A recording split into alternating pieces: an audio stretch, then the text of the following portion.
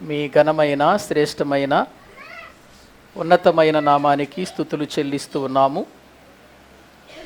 నీ మహాప్రేమను బట్టి, నీ ఉన్నతమైన కృపను బట్టి మరొకసారి మీ సన్నిధానములో మేమందరము కూడా చేరి మిమ్మలను స్తుతించుటకు, ఘనపరచుటకు, మిమ్మలను ఆరాధించుటకు మరొక అవకాశాన్ని మీరు మాకు అనుగ్రహించినందుకు స్తోత్రములు చెల్లిస్తూ ఉన్నాం. తండ్రి, ఈ యొక్క ప్రభు దినాన్న మేమందరము కూడా కలిసి మీ వాక్యాన్ని ధ్యానిస్తుండగా సమయోచితమైన మీ జ్ఞానమును, పరిశుద్ధాత్మ సహాయము అనుగ్రహించండి. నీ మాటలు నీ మాటలుగా బోధించగలుగుటకు తగిన కృప అనుగ్రహించండి. అపోస్తుల కార్యముల గ్రంథములో నుండి మీరు మీ వాక్యము ద్వారా మాతో మాట్లాడుతున్నారు. మీ మాటల వలన సంఘము ఎలా ఉండాలో, సంఘములో ఉంటున్న మేము ఏ రీతిగా నడుచుకోవాలో మీ వాక్యము ద్వారా మాకు హెచ్చరిక చేయండి, బుద్ధి చెప్పండి. సరి అయిన విధానములో నడుచుటకు తగిన మార్గం మా ముందున్నదని మేము ఎరుగునట్లుగా మా జీవితాలను జాగ్రత్తపరచండి. మీ మాటలు వింటున్న ప్రతి ఒక్కరూ ఆధ్యాత్మికంగా, శారీరకముగా మేలు పొంది నీ యందు ఆనందించుటకు సహాయము చేయమని నీ పరిశుద్ధాత్మ సహాయాన్ని కోరుకుంటూ యేసుక్రీస్తు ప్రభు పేరిట ప్రార్థించి వేడుకుంటున్నాము తండ్రి. ఆమెన్. ఆమెన్. మంచిది. ప్రభునందు ప్రియులారా, దైవ గ్రంథంలో నుండి మనము అపోస్తుల కార్యములు అనేటువంటి ఒక పుస్తకాన్ని గురించి మాట్లాడుకుంటున్నాం. అపోస్తుల కార్యముల గ్రంథంలో సంఘ చరిత్ర, అలాగే అపోస్తులు చేసినటువంటి కార్యాలు దైవ గ్రంథంలో చాలా స్పష్టంగా మనకు దేవుడు వ్రాయించి ఇవ్వటంలో ఒక గొప్ప ఉద్దేశం ఉంది అని మనం తెలుసుకోవాలి. ఈ అపోస్తుల కార్యముల గ్రంథము అనే ఈ పుస్తకాన్ని లోకా అనే ఒక డాక్టర్ గారు రాశారు. వైద్యుడైన లోకా గారు దీన్ని వ్రాసినట్లుగా మనము చూస్తూ ఉన్నాం.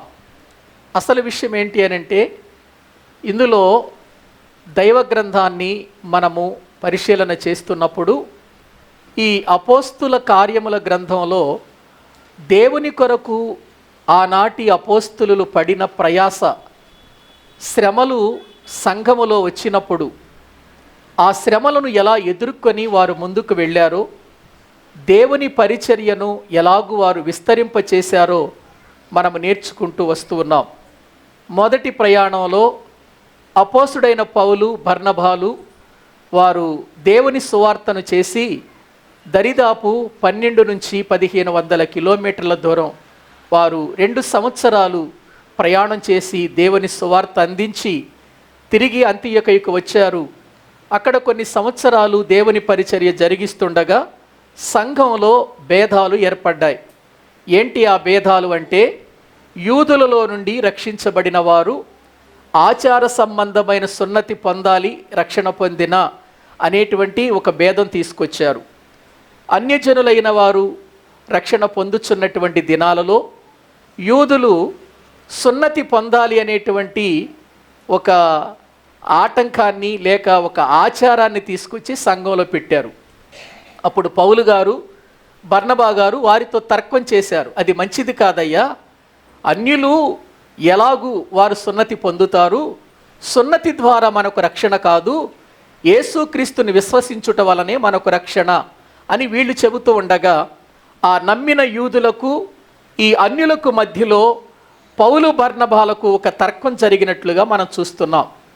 ఈ తర్కాన్ని తీర్చుకోవటానికి, వాస్తవాన్ని తెలుసుకోవటానికి పౌలు, బర్నబా మరికొందరు కలిసి ఎక్కడికి వెళ్ళారు?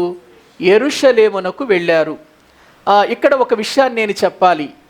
ఈ పౌలు గారు, బర్నబా గారు మరికొందరు వెళ్ళేటప్పుడు వీరితో పాటు తీతు గారు కూడా ఉన్నాడు. బైబిల్ గ్రంథంలో తీతు పత్రిక మనకు కనబడుతుంది కదా, ఆ తీతు గారు కూడా ఉన్నాడు. ఎలా చెప్పగలమంటే వాక్యమే మనకు ఆధారం. గలతీయులకు రాసిన పత్రిక 2వ అధ్యాయము 1వ వచనం చదవండి. బైబిల్ గ్రంథంలో గలతీయులకు రాసిన పత్రిక 2వ అధ్యాయము మొదటి వచనాన్ని మనం చదువుకుందాం.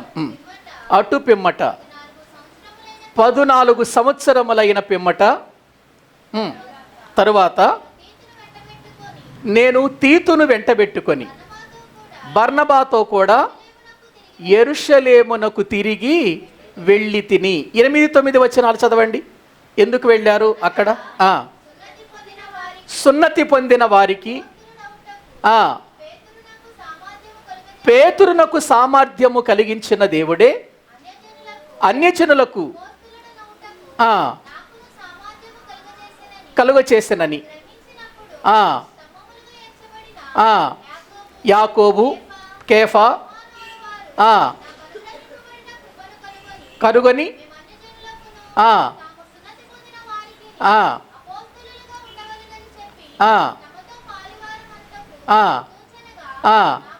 నాకును బర్నబాకును కుడి చేతిని ఇచ్చిరి. చాలండి ప్రియులారా.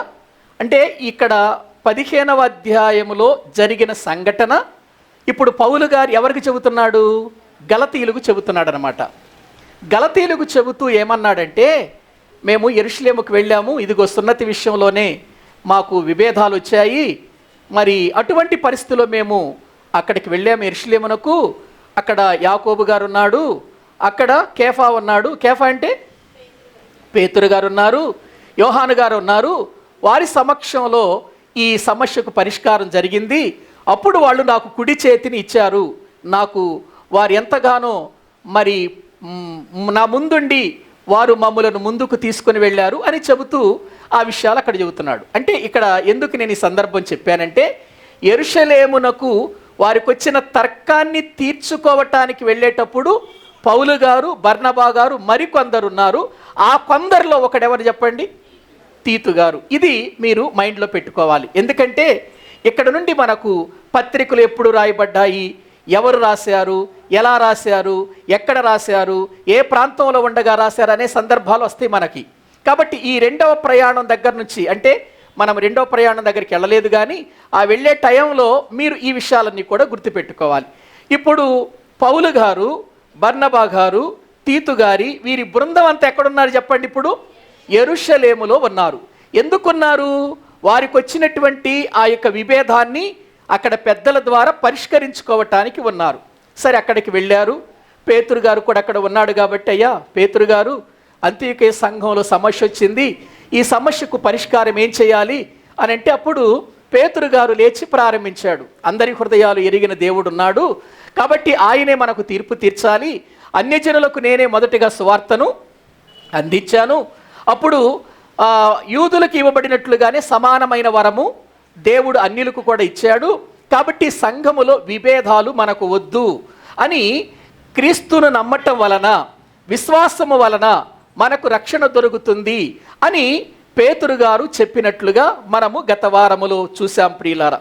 మరి పేతురు గారు అలా చెప్పిన తర్వాత అందరూ కూడా మౌనంగా ఉన్నప్పుడు బర్నబా గారు, పౌలు గారు లేచి వారి మొదటి ప్రయాణములో అన్యుల మధ్యలో దేవుడు ఎటువంటి కార్యాలు చేశాడో వాటన్నిటిని కూడా వారికి వివరించారు. రండి ఆ వచనాలు చదువుకుందాం.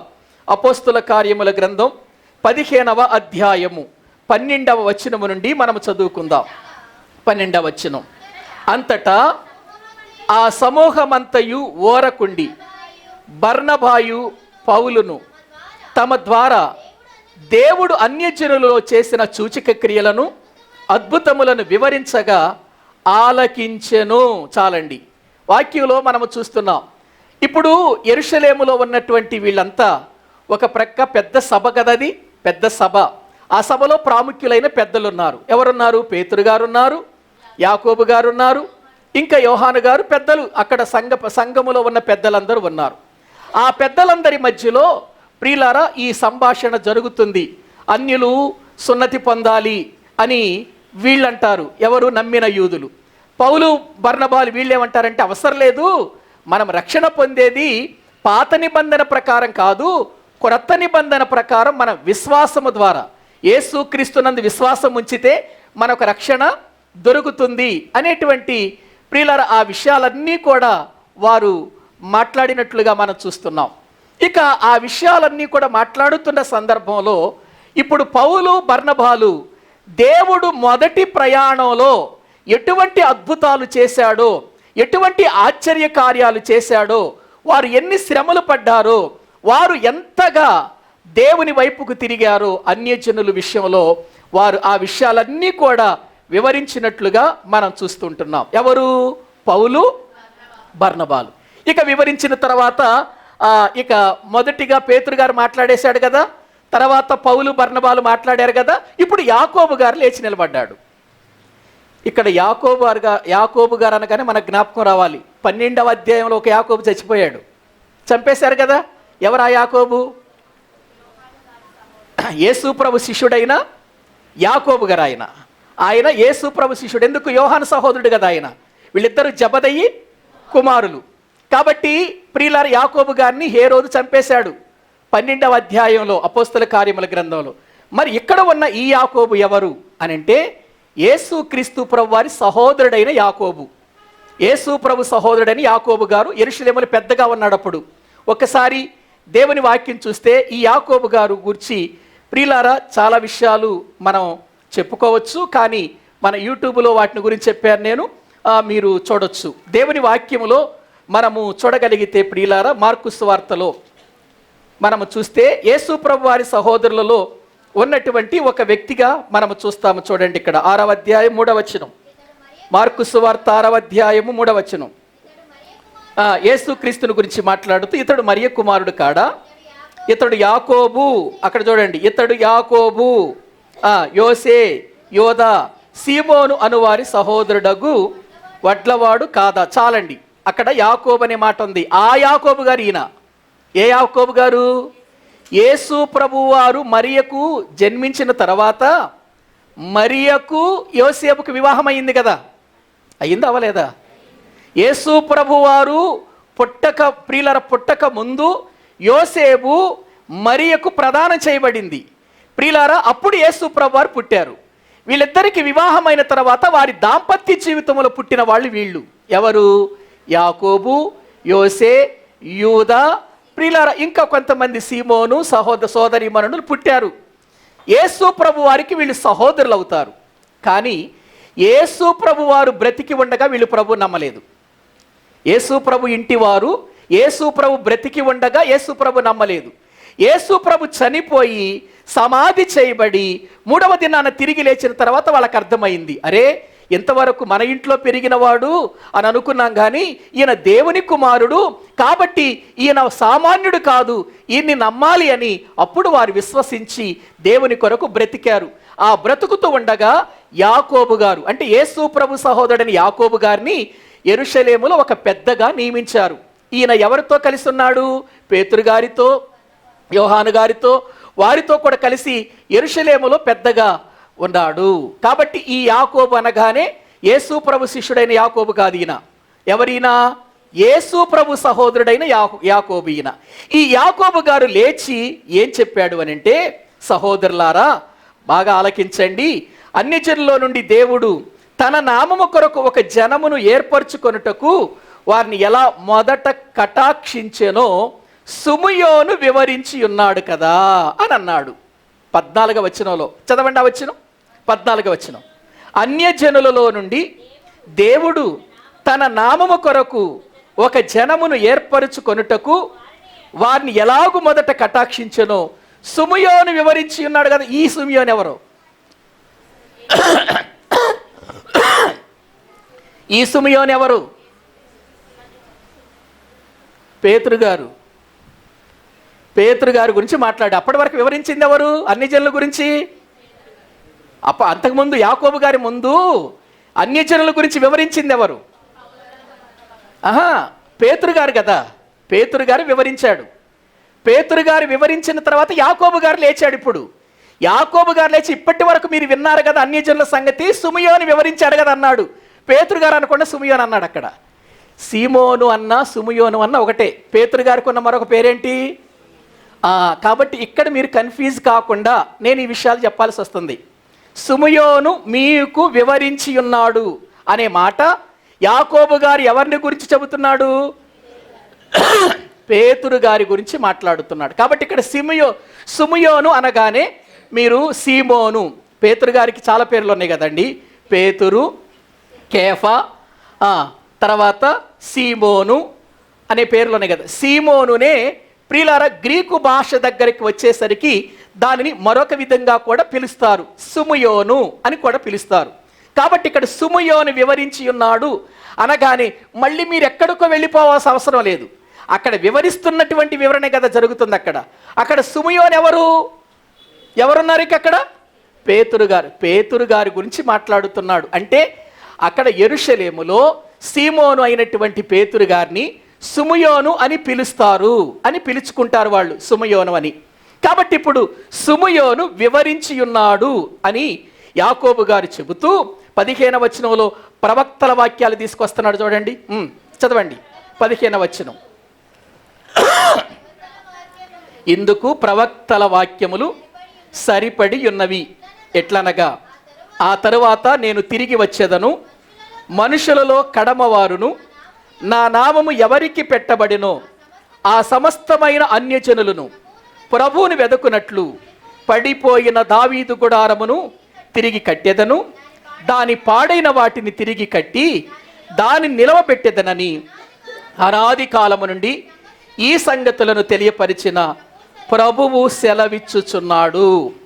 ఇప్పుడు ఈ విషయాలన్నిటినీ కూడా జ్ఞాపకము చెయ్యటానికి యాకోబు గారు ఒక ప్రవచనాన్ని తీసుకొచ్చి ఇక్కడ పెట్టేశాడు. చూడండి, ఎక్కడున్న ఈ ప్రవచనం ఇది? ఆమోసు గ్రంథం 9వ అధ్యాయము 11వ వచనములో ఉన్న ప్రవచనం ఇది. చదువుతారు ఒకసారి? ఆమోసు గ్రంథంలోకి వెళ్ళండి.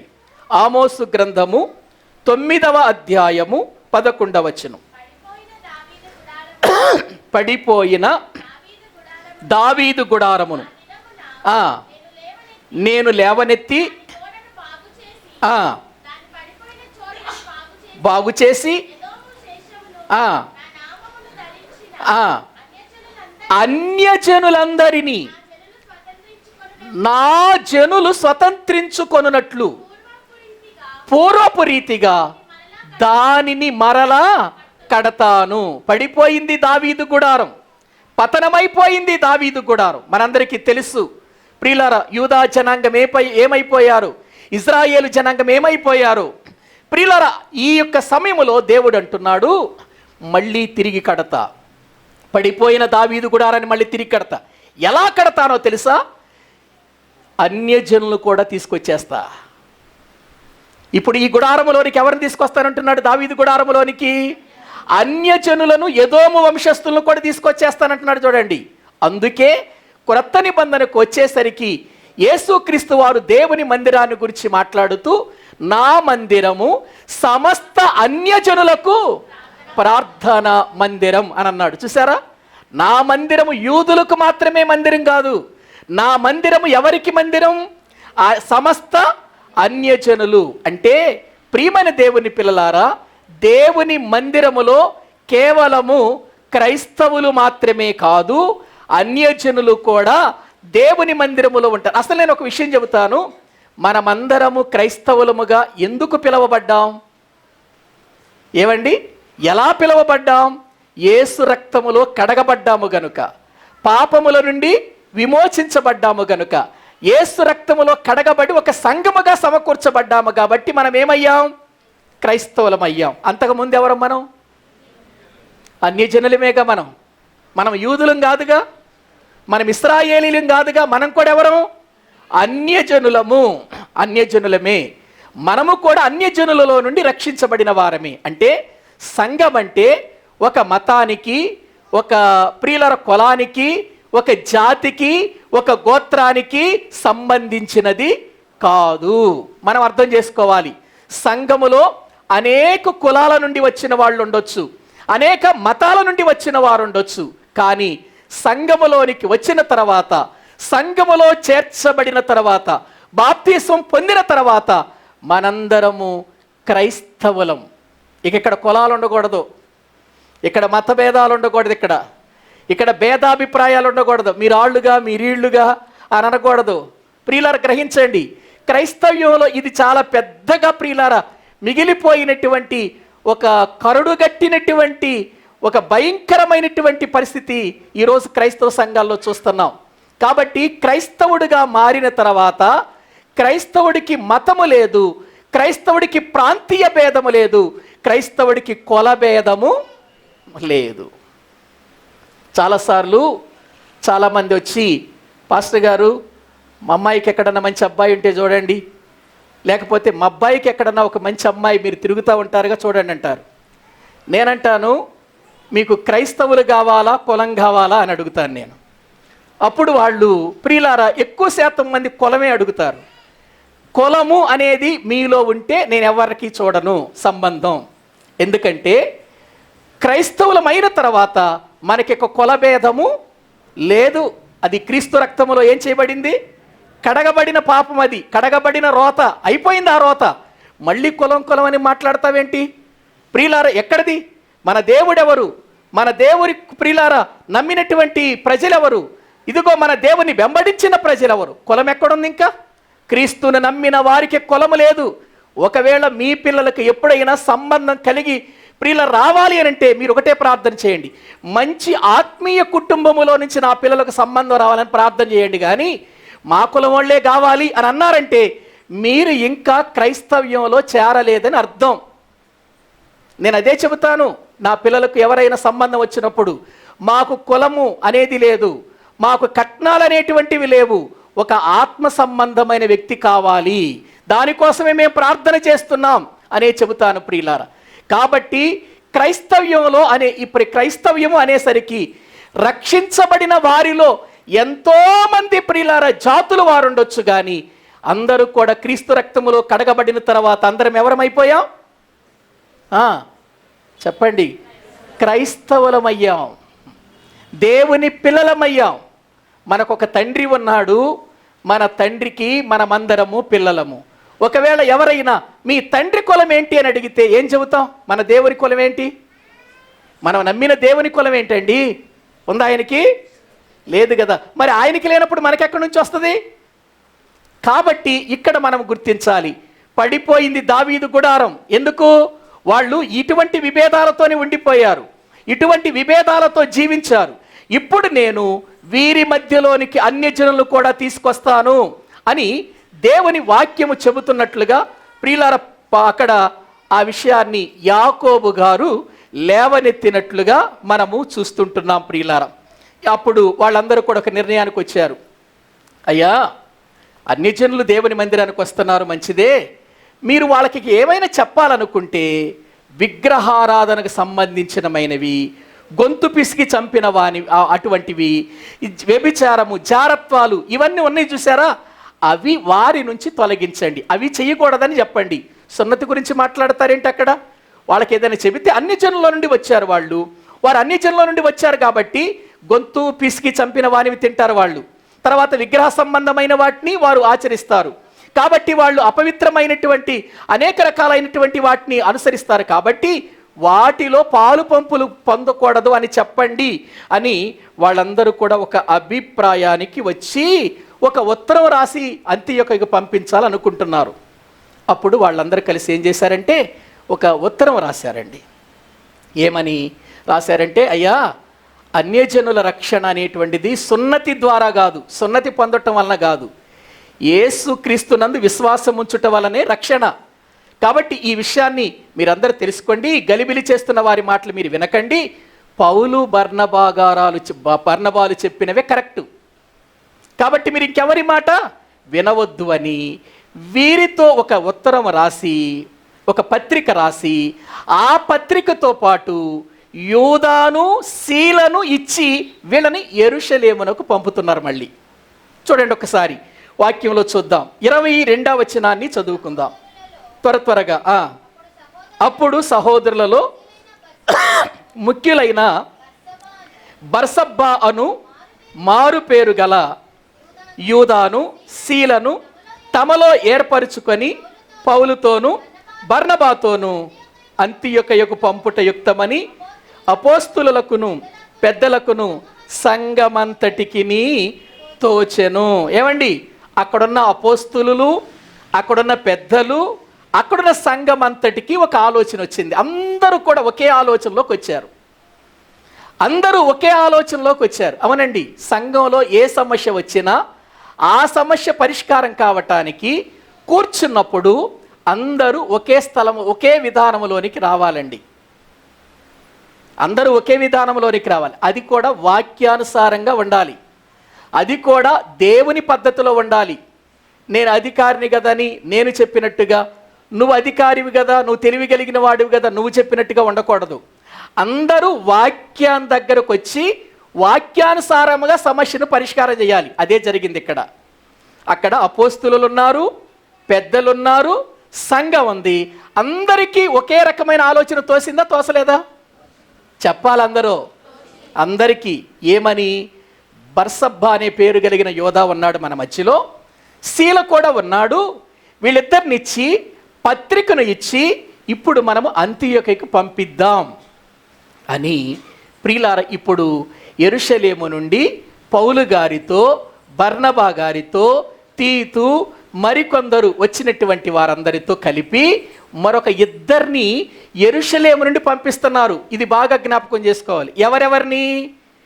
యోధాను, శీలా.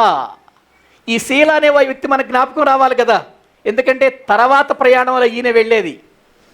వీళ్ళిద్దరూ ప్రియులారా, వీళ్ళిద్దరు కలిసి ఇప్పుడు పౌలు గారితో, బర్నబా గారితో వెళ్ళిన మరికొందరితో కలిసి వీళ్ళు ఏం చేశారంటే అంతియోకయకు వచ్చారండి. అంతియోకయకు వచ్చిన తర్వాత ఏదైతే ఇక్కడ అనుకున్నారో, యెరూషలేములో అనుకున్నారో ఆ సంగతులను పత్రిక ద్వారానే కాకుండా అక్కడ పంపించబడిన పౌలుతో పంపించబడిన యోధ అలాగే శీల ఇద్దరు కూడా వాళ్ళు మాట్లాడటం ప్రారంభించారు. ఇదిగో, మీరు గొడవపడాల్సిన అవసరం లేదు ఈ విషయంలో. సంఘంలో ఒక వ్యక్తి రక్షణ పొందటానికి సున్నతి కాదు ప్రాముఖ్యం. ఒక వ్యక్తి రక్షణ పొందటానికి యేసునందు విశ్వాసం ఉంచటమే. ఒకవేళ మీరు అన్యజనుల్లో నుంచి రక్షించబడిన వారికి ఏమైనా చెప్పాలనుకుంటే విగ్రహార్పితమైనటువంటి అపవిత్రమైనది ఏది ముట్టకూడదని చెప్పండి, గొంతు పిసికి చంపిన దాన్ని మీరు తినకూడదని చెప్పండి, జారత్వాలు చేయకూడదని చెప్పండి, వీటి విషయంలో కట్టడి చేయండి, బాగుంటుంది. కానీ ఇది మాత్రం మంచిది కాదు, వీటికి మీరు దూరముగా ఉండండి అని వారు చెప్పినట్లుగా మనం ప్రియులారా చూస్తూ ఉన్నామండి. ఒకసారి 30వ వచనం చదవండి. 30వ వచనం. అంతటా వారు సెలవు పుచ్చుకొని ఇచ్చిరి. ఆదరణ పొంది సంతోషించిరి. మరియు యోధాయు, శీలయు కూడా ప్రవక్తలయ్యుండి ఉండినందున పెక్కు మాటలతో ఆదరించి స్థిరపరిచిరి. కొంతకాలము గడిపి వెళ్ళుటకు సమాధానముతో సెలవు పుచ్చుకొనిరి. అయితే పౌలును బర్నబాయు అంతియోకయలో నిలిచి ఇంకా అనేకులతో కూడా ప్రభువాక్యం బోధించుచు. చాలండి. యోధా వచ్చాడు యెరూషలేము నుంచి, శీలా వచ్చాడు వీళ్ళతో. వచ్చిన తర్వాత వాళ్ళు పత్రిక చదివించారు. సంఘంలో అందరూ ఏకమై రాసిన పత్రిక చదివించిన తర్వాత అందరికీ కూడా వాస్తవం తెలిసింది. అందరూ ఆదరణ పొందారు. వాస్తవం తెలిసింది అంటే ఒక వ్యక్తి రక్షించబడటానికి శరీర సంబంధమైన సున్నతి ప్రాముఖ్యమైనది కాదు, ఆత్మ సంబంధమైన విశ్వాసము అనే సున్నతి కావాలి. ఆ హృదయ సున్నతి కోసమే మనమందరం ప్రయాసపడాలి. కాబట్టి సున్నతి పొందటం అనేది కరెక్ట్ కాదు, రక్షణ అనేది యేసునందు విశ్వాసం ఉంచుట వలనే వస్తుంది అని వాళ్ళందరికీ చెప్పేశారు. అందరూ ఆదరించబడ్డారు, ప్రియులను సంతోషించారు. వాస్తవం ఏంటో వాళ్ళకి అర్థమైపోయింది. సంఘం మళ్ళీ సద్దుమణిగిపోయింది. సమస్య ఏమైపోయింది? తీరిపోయింది. సంఘంలో ఉన్న భేదాలు పోయాయి. సంఘం అంతా ఏమైపోయింది? మళ్ళీ ఒకటైపోయింది. ఇక వచ్చిన యోధా, శీల మళ్ళీ తిరిగి ఎక్కడికి వెళ్ళిపోయారు? యెరూషలేమునకు వెళ్ళిపోయారు. వెళ్ళిపోయిన తర్వాత అండి ఇక పౌలు గారు అన్నాడు, బర్నబా, మరి మొదటిసారి మనం ప్రయాణం చేశాం కదా, ప్రయాణం చేసినప్పుడు చాలా ప్రాంతాలకు వెళ్ళాం, సువార్త అందించాం, చాలామంది రక్షించబడ్డారు, మళ్ళీ రెండవసారి కూడా మళ్ళీ వెళదాం అని అన్నాడు. జాగ్రత్తగా వినండి. ఇక్కడి నుంచే ప్రియులారా చాలా అద్భుతమైనటువంటి విధానంలో పరిచర్య ఉంటుంది. వెళదామంటే ఈ బర్నబా గారు ఏం చేశాడంటే, సరే వెళదాం, కానీ వెళ్ళేటప్పుడు మార్కు అనే మారు పేరు కలిగిన యోహాను కూడా తీసుకెళ్దాం అన్నాడు. అంటే అప్పుడు పౌలు అన్నాడు, ఎట్లా తీసుకెళ్తాం అయ్యా ఇన్ని, మొదటిసారి మనతో వచ్చాడు, పంపూలియాలో పరిచర్యలో ఉండగానే అతడు వెనక్కి తిరిగి వెళ్ళిపోయాడు కదా, వద్దులే అన్నాడు. బర్నబా గారు అన్నాడు తీసుకెళ్దాం అన్నాడు. పౌలు గారు అన్నాడు వద్దు అన్నాడు. వీళ్ళిద్దరికీ దాని వలన భేదాభిప్రాయాలు వచ్చాయి, చాలా భేదాభిప్రాయాలు వచ్చాయి, చాలా తర్కం జరిగింది, వాళ్ళకి చాలా వివాదం జరిగింది, పెద్ద గొడవ అయిపోయింది వాళ్ళిద్దరికి. ఎవరికి? ఇప్పుడు నేను మిమ్మల్ని ప్రశ్న వేస్తాను, చెప్పాలి. పౌలు గారి ఆలోచన మంచిదా, బర్నబా గారి ఆలోచన మంచిదా?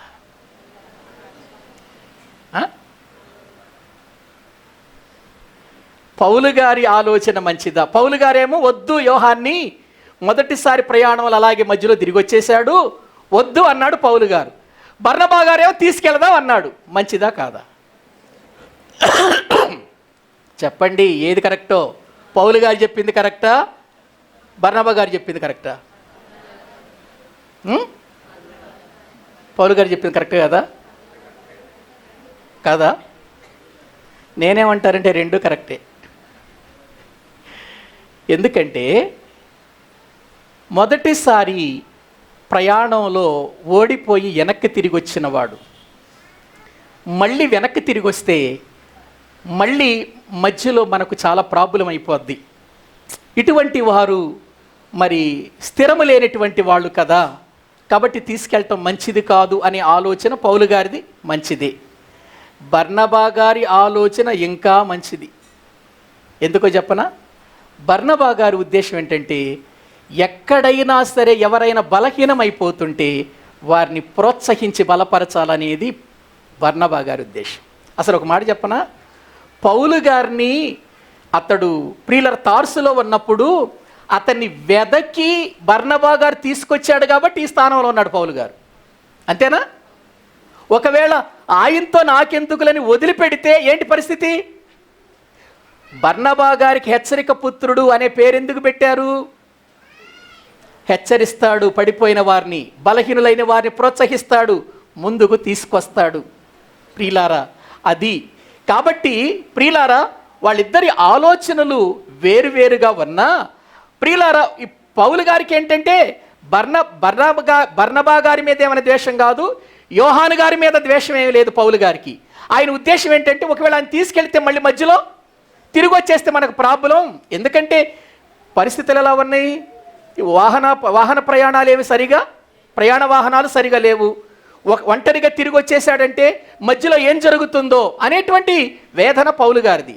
బర్నబా గారేమో ఎలాగైనా సరే ఆయన్ని పైకి లేపాలి, ఆయన ఉద్దేశంలో ఉన్నతంగా తీసుకెళ్లాలనేటువంటి ఆలోచన ఆయనది. దీని వలన వాళ్ళిద్దరూ ప్రియులారా గొడవ పడిపోయి ఏం చేశారనంటే, ప్రియులారా బర్నబా గారు ఏం చేశాడంటే, యోహాను మరి పౌలు గారు వద్దంటున్నాడు కదా, రా మనం వెళ్ళిపోదామని చెప్పేసి వాళ్ళ ఊరికి వెళ్ళిపోయారు. బర్నబా గారు యోహాను గారిని తీసుకుని వెళ్ళిపోయి కుప్రకు వెళ్ళిపోయాడు. ఎందుకు? బర్నబా గారు ఊరేది మనకి మైండ్ ఉండదో నాకు తెలుసు. బర్నబా గారు ఊరేది చెప్పుకున్నాం కదా, కుప్రకు వెళ్ళిపోయాడు బర్నబా గారు. ఇప్పుడు ఏం చేశాడు పౌలు గారంటే, సేవ ఆగిపోకూడదు, మనము దేవుని కృపకు అప్పగింపబడ్డాం, పరిస్థితులు ఆగిపోకూడదు. బర్నబా గారేమో మరి ఈ విషయంలో నన్ను విభేదించాడు, మరి వెళ్ళిపోయాడు, ఇప్పుడు నాతో ఎవరు రావాలని ఆలోచిస్తూ ఉన్నాడు. అప్పుడు యెరూషలేము నుంచి వీళ్ళతో పాటు శీల వచ్చాడు కదా, అప్పుడు శీల జ్ఞాపకం వచ్చాడు. మళ్ళీ వెంటనే యెరూషలేము కబురు పెట్టి, అయ్యా శీల, మొదటిసారి మేము ప్రయాణమై వెళ్ళాం కదా బర్నబా గారు నేను, మరి ఈ విషయంలో కొంచెం మా ఇద్దరికి విభేదాలు వచ్చాయి, కాబట్టి నువ్వు వెంటనే యెరూషలేము నుండి బయలుదేరి వచ్చాయి అని శీలకు కబురు పెడితే శీల తిరిగి వచ్చేశాడు. అప్పుడు శీల గారిని వెంట పెట్టుకొని పౌలు గారు రెండవ ప్రయాణం చేయటానికి సిద్ధపడ్డాడు. మొదటి ప్రయాణం అయిపోయిన తర్వాత మధ్యలో జరిగినటువంటి ట్విస్ట్ అంతా కూడా సద్దుమణిగిపోయింది, అంతా కూడా సమాధానం అయిపోయారు. మళ్ళీ ఇప్పుడు పౌలు గారు రెండవ ప్రయాణం చేయబోతున్నాడు. ఎవరితో? శీలతో. మొదటి ప్రయాణం ఎవరితో? బర్నబా జాన్ మార్కుతో ప్రయాణం. ఇప్పుడు జాన్ మార్కు బర్నబా వేరైపోయారు, కుప్రకి వెళ్ళిపోయారు. ఇప్పుడు శీల గారిని తీసుకొని పౌలు గారు రెండవ ప్రయాణానికి సిద్ధపడ్డాడు. ఇక నుంచి రేపటి వారం నుంచి పౌలు గారి సువార్త రెండవ ప్రయాణం గురించి మాట్లాడుకోబోతున్నాం. ఆలోచించారా ప్రియులారా? ఎంత అద్భుతమైన పరిచర్య చేశారంటే వాళ్ళు మనలాగా కాదు ప్రియులారా. ఏదో నలుగురు కూర్చోగాని, ఒక 100 మంది కూర్చోగాని, ఒక 1000 మంది మందిరంలోకి రాగాని, ఒక 2000 మంది మందిరంలోకి రాగాని మా సంఘం పెద్దది, మా సంఘం గొప్పదనుకుంటూ ఆదివారం వారికి అక్కడ పరిమితం అయిపోయి వాక్యాన్ని చెప్పి మిగిలిన టైంలో ప్రియులారా మౌనంగా ఉండటం కాదు మనలాగా. వాళ్ళు ఒక ప్రక్క సంఘాన్ని నడిపిస్తున్నారు, మరో ప్రక్క అనేక ప్రాంతాలకు వెళ్ళి దేవుని సువార్తను ప్రకటిస్తున్నారు ప్రియులారా. ఆ సువార్తలో అసలు నిజంగా చెప్పాలంటే అండి, మొదటి ప్రయాణంలో ఎన్ని ప్రమాదాలు జరిగినాయండి వాళ్ళకి, మొదటి ప్రయాణంలో ఎన్ని ఇబ్బందులు వచ్చినాయండి, మొదటి ప్రయాణంలో ఎన్ని దెబ్బలు తిన్నారండి, మొదటి ప్రయాణంలో చావబాదేశారు కదండి వీళ్ళని. మళ్ళీ ఎందుకండి రెండవ ప్రయాణం? శరీరం అంతా హోనమైపోయింది కదా, అప్పటికి శరీరం అంతా గాయాల పాలైపోయింది కదా, ఆ దెబ్బలు ఆ గాయాలతో మొదటి ప్రయాణం కొనసాగింది కదా, మళ్ళీ రెండవసారి ఎందుకు ప్రియులారా? ఈ విషయాలన్నీ మనం వచ్చే వారం చెప్పుకుందాం. జాగ్రత్తగా మీరు 15వ అధ్యాయము 16వ అధ్యాయాన్ని చదువుకొని రండి. నేను చెప్పేటప్పుడు కూడా మీకు అర్థమవటానికి అవకాశం ఉంది. కాబట్టి ప్రియులారా, సువార్త అంటే ఏదో బ్రతుకు తెరువు కోసం జరిగేది కాదు, లేకపోతే ఏదో మన జీవితాల్లో సంపాదించుకుందామని వచ్చేది కాదు. సువార్త అంటే ఏదో మన జీవితంలో పేరు ప్రఖ్యాతులు పొందుకుందామని వచ్చేది కాదు. సువార్త అంటే శ్రమలైన, కష్టాలైన, నిందలైన, అవమానాలైన, దెబ్బలైన, హింసలైన, చావైన ప్రభు కోసం ఆత్మలను సంపాదించటానికి వెళ్ళేదే సువార్త. అంతేగాని ఎవరో ఏదో ఇస్తారని ఏదో సంపాదించుకుందామనేది సువార్త కాదండి ప్రియులారా. అదే అపోస్తులు మనకు మాదిరిగా కనబడుతున్నారు. ఈ అపోస్తుల కార్యముల గ్రంథంలో అదే మన జీవితానికి ప్రియులారా ఆధారమై ఉన్నదని మనం తెలుసుకోవాలి. మనుషుల ఆధారం కాదు మనకి, లేకపోతే లోకంలో ఉన్నటువంటి ప్రియులారా పెద్ద పెద్ద బోధకులు కాదు మనకు ఆధారం. మన బోధకుడు క్రీస్తే. ఆ క్రీస్తే మనకు మాదిరి. ఆయన ఎలా బ్రతికాడు? ఇళ్ళు కట్టించుకుని బ్రతికాడా? డబ్బు సంపాదించుకుని బ్రతికాడా? ఆస్తులు అంతస్తులు సంపాదించుకుని బ్రతికాడా? యేసుక్రీస్తు వారు ఈ భూమి మీద ఉండగా ఆయనకు ప్రియులార కనీసం ఉండటానికి ఇల్లు కూడా లేదు. ఆకాశ పక్షులకు గూళ్ళున్నాయి, నక్కలకు బొరియలున్నాయి, మనిషి కుమారుడు తలవాల్చుకోవటానికి చోటుందా? కానీ ప్రియులార ఆత్మను సంపాదించే విషయంలో ప్రియులార ముందుకు వెళ్ళాడు. ఆయన్ని మాదిరిగా పెట్టుకున్నారు. అపోస్తులు కూడా అలాగే జీవించారు. ఇళ్ళు సంపాదించుకొని, ఆస్తులు సంపాదించుకొని ప్రియులారా వారేదో తలతోగలేదు, కానీ ఆత్మలను సంపాదించే విషయంలో ఆస్తులు కోల్పోయి బ్రతికారు. ఆ రోజేమో ఆస్తులు కోల్పోయి దేవుని పరిచర్య చేశారు. ఈ రోజేమో ఆస్తులు సమకూర్చుకోవటానికి పరిచర్య జరుగుతుంది చాలా స్థలాల్లో. వద్దండి, పరలోకం వెళ్ళాలి అనంటే, పరలోక స్వాస్థ్యం పొందాలంటే ఈ భూమి మీద మన జీవితాలు వేటి మీదో కాదు, పరసంబంధమైన దేవుని వైపు, పరసంబంధమైన వాటి వైపు మన మనసు నిలిపి ఈ భూమి మీద దేవుడిచ్చినంత వరకు తృప్తి పడుతూ, దేవుడిచ్చిన బాటలో బ్రతుకుతూ, దేవుడిచ్చినటువంటి దీవెనలతో మనము జీవిస్తూ పరలోకం కోసం సిద్ధపడదాం. ఈ పరలోకానికి వెళ్ళటానికి కష్టాలు వస్తాయి, బాధలు వస్తాయి, శ్రమలు వస్తాయి, నిందలు వస్తాయి, అవమానాలు కలుగుతాయి. వీటన్నిటిని జయించి అడుగులు ముందుకు వేద్దాం, నిత్య జీవాన్ని సంపాదించుకుందాం. అట్టి కృప దేవుడు మనకు దయచేయునుగాక. తలల వంచండి, ప్రార్థన చేసుకుందాం. పరిశుద్ధుడైన తండ్రి, ప్రేమ కలిగిన ప్రభువా, మీకు వందనాలు చెల్లిస్తున్నాము. మా ప్రియ ప్రభువు నీ కుమారుడైన యేసుక్రీస్తు యొక్క ఆ బలియాగము ద్వారా పాపములో శాపములో నశించిపోతున్న మమ్మల్ని రక్షించారు. మేము రక్షించబడటానికి నాయనా ఎంతోమంది దైవ సేవకులు కన్నీరు కార్చారు, ఎంతోమంది ప్రకటించారు తండ్రి. నాయనా నిస్వార్థమైన జీవితాలతో జీవించి ఆత్మలను సంపాదించే ప్రతి సేవకుని బట్టి, ప్రతి పరిచర్ని బట్టి మీకు స్తోత్రాలు చెల్లిస్తున్నాం తండ్రి. నీ మాటలు వింటున్నామయ్యా. నీ మాటలను మేము విని విడిచిపెట్టేవారిగా కాకుండా నీ మాటల ప్రకారం బ్రతికేవారిగా చేయండి. ఒక సమస్య సంఘములో వచ్చినప్పుడు దానికి పరిష్కారం ఎలా దొరుకుతుందో అది నీ వాక్యాన్ని బట్టే జాగ్రత్తగా చూసుకోవటానికి సహాయము చేయండి. మీ కృపలో బలపరచండి. మీ యందు విశ్వాసము కలిగిన ఆయన మీలో సాగిపోవుటకు తగిన సహాయము చేయమని ప్రార్థిస్తున్నాం. మీ జ్ఞానముతో నింపండి. కూడి వచ్చిన ప్రతి బిడ్డను కూడా జ్ఞాపకం చేసుకొనండి. ఎవరు ఏ అవసరతలో ఉన్నారో మీరు తెలుసు కాబట్టి మీరు బలపరచండి. బలహీనులైన వారిని బలపరచండి. రోగులైన వారికి స్వస్థత దయచేయండి. విశ్వాసహితమైన ప్రార్థన రోగిని స్వస్థపరుస్తుందన్నారు. అటువంటి గొప్ప కార్యం చేయండి. ఆత్మీయ స్థితిలో ఎక్కడ వెనుకబడిపోక ఆత్మీయ స్థితిలో దినదినము ఎదిగి ఫలించుటకు సహాయం చేయండి. ప్రతి కుటుంబం మీద మీ కనుదృష్టి ఉంచండి. ఇంకా ఏ కుటుంబాలలో రక్షణ లేని వారు ఉన్నారో వారితో మీరు మాట్లాడండి. నీ వైపుకు ఆకర్షించండి. నిత్య జీవం పొందటానికి సహాయము చేయండి ప్రభువా. నీ బిడ్డలు ప్రేమతో ఇచ్చిన కానుకలను దీవించి ప్రతిఫలము దయచేయండి. తిరిగి వెళ్ళుచుండగా మీ చల్లని దీవెనలతో మమ్మల్ని నింపి పంపించమని మీ చేతులకు అప్పగించుకుంటూ మా ప్రభు, మా రక్షకుడు, మీ ప్రియ కుమారుడైన యేసుక్రీస్తు ప్రభు పేరిట ప్రార్థించి స్తుతించి వేడుకుంటున్నాము తండ్రి. ఆమేన్.